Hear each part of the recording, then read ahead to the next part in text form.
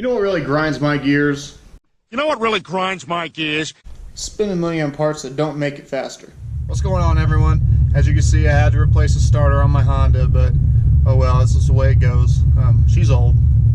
Anyway, I'm gonna head out to my favorite spot out yonder and go over everything that's done to the truck at the moment, the way it sits, and then maybe at the end we'll go over what I plan on doing, because some people are new to the channel and haven't seen my older videos, and hopefully I'll answer some questions. I get a lot of questions about, you know, the tire size and a couple other things, so we'll go over everything, hopefully answer everybody's questions and get you guys excited about what's going to be coming.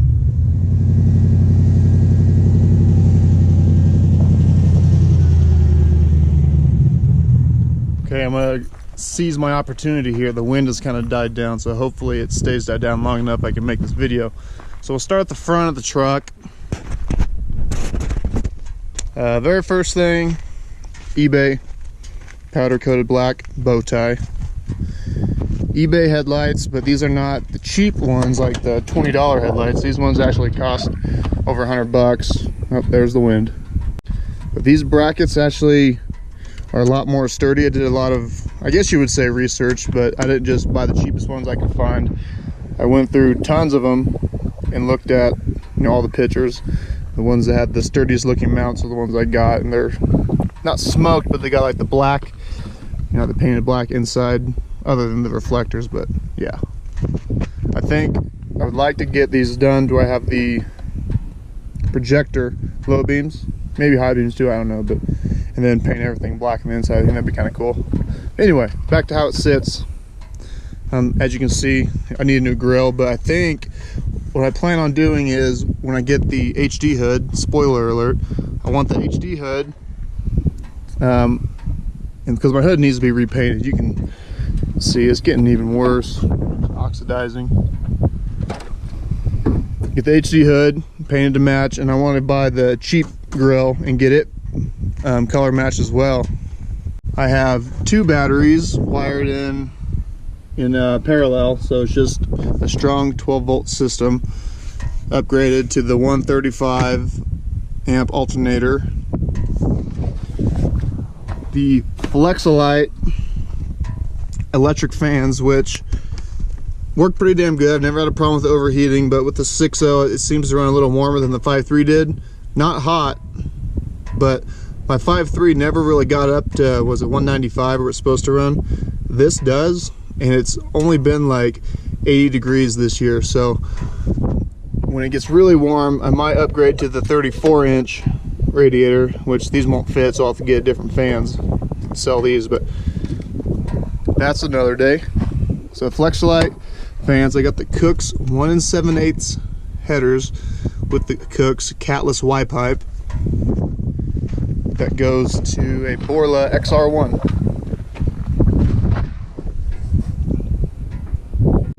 And originally I had the air raid intake on here before I did the electric fans, and once I did the fans without the shroud here, the tube it came with kind of looked funny to me, so I ended up buying the eBay one and heat wrapping it. It was black, but I heat wrapped it.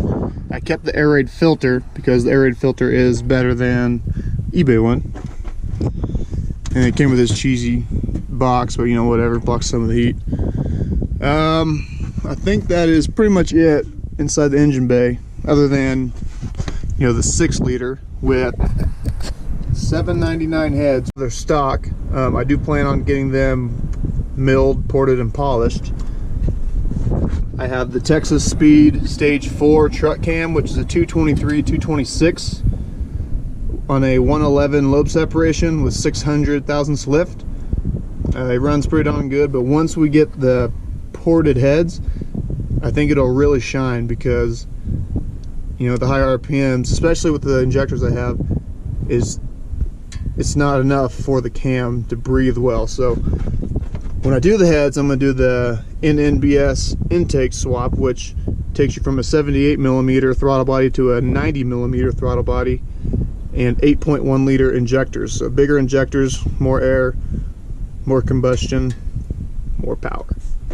Down here, have the Bds Lift Kit. And she's dirty. The truck is sitting on 35 12.5 18s. These are fuel hostage 18 by 12s.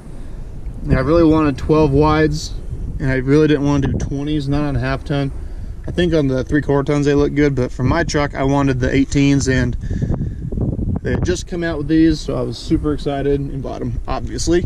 And I added the Vortech Max Patch. Everybody knows I got a 6-up. Weather guard,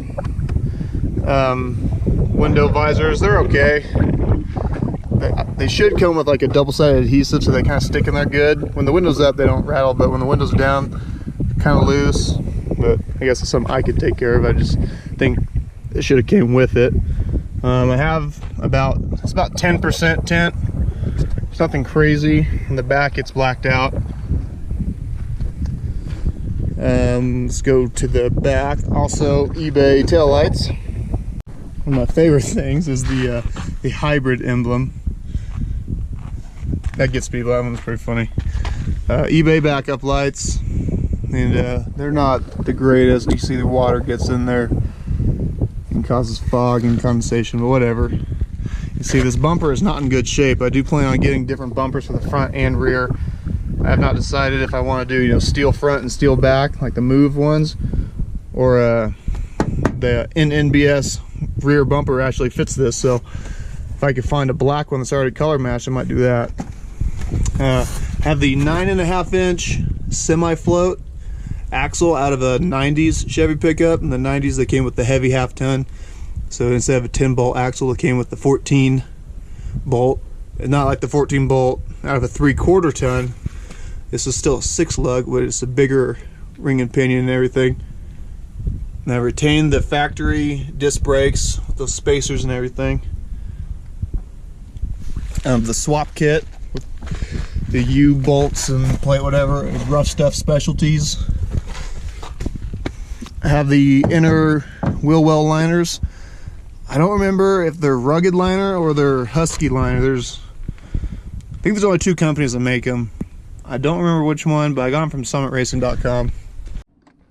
Coming on to the inside, have the center seat, jump seat out of also an NBS Silverado. In the back, have an MRE, just in case. A subwoofer box from Subthump. They're a really great company. They make custom subwoofer boxes. The fits, you know, there are tons of different cars they make them for. It's a perfect fit. I mean, you really can't get any better than this. And my sub is powered by a kicker, and it's not very big. It's like a 600 watt or something. It's nothing crazy, but it's a 10-inch sub, and it's just fine for me. I have the gauge cluster out of a Denali, because the Denalis have the white gauges. Excuse me. Got the white needles instead of yellow, I believe. They have the trans temp, which doesn't take anything for it to work. Everything's already wired in. I just put my gauge in and the whole cluster in, and it worked. The speedometer for my year, the factory one only went to 100. This one goes to 120. Not that I'm going to be doing 120 in this thing, but I just think it's cool that it goes a little higher. BDS claims that this is a 6.5 inch lift. I don't think it's really that much higher than any other lift on the market. It is definitely a good lift. Don't get me wrong, it's very well made. Everything fits the way it should, but I mean, if it is a 1/2 inch bigger, you're not really going to notice in 1/2 inch. You could just crank your torsion bars up 1/2 inch. And then the rear, I do have 1.5 inch spacers from Bora. That way they match the front. When I had my old Tough Country on, it didn't kick the front tires out as much, so I didn't really care because it wasn't much of a difference. But when I put the BDS on, it had a little more stance to it. So I put the 1.5 inch spacers in the back to even it out.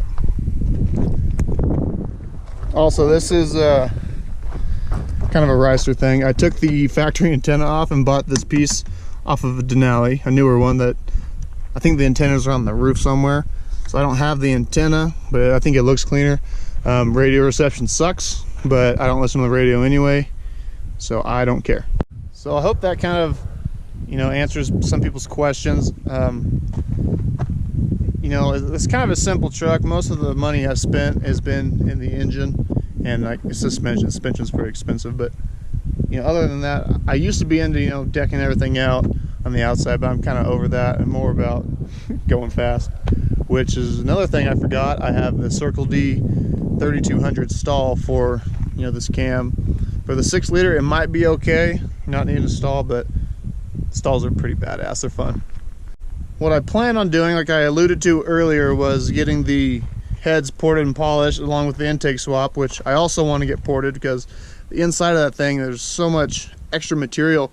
You know, it's just not a direct path for the air to go to each cylinder. So whenever I do end up sending that off, I'll do a video before and after. I mean, I'll make it one video, but I'll show you guys before and after what it looks like and show you how much this company opens it up along with the heads. Different companies, but you know, show you how that'll go. I'll also do a video on the intake swap. It's not very hard, at least I don't think so. I haven't done it yet, but from what I can read and what I've heard from other people, it's not terrible. Most things bolt on, and a couple things, and one thing you got to get welded, but that's another story. So once again, thanks for stopping in. If you liked what you see, give it a thumbs up, hit the subscribe button. Also follow my Instagram. I always forget to plug my Instagram. It's endlesswishlist.official. Unfortunately, just endless wishlist has been taken, but you know, that's the way it goes. Like, subscribe, and I'll see you guys next time.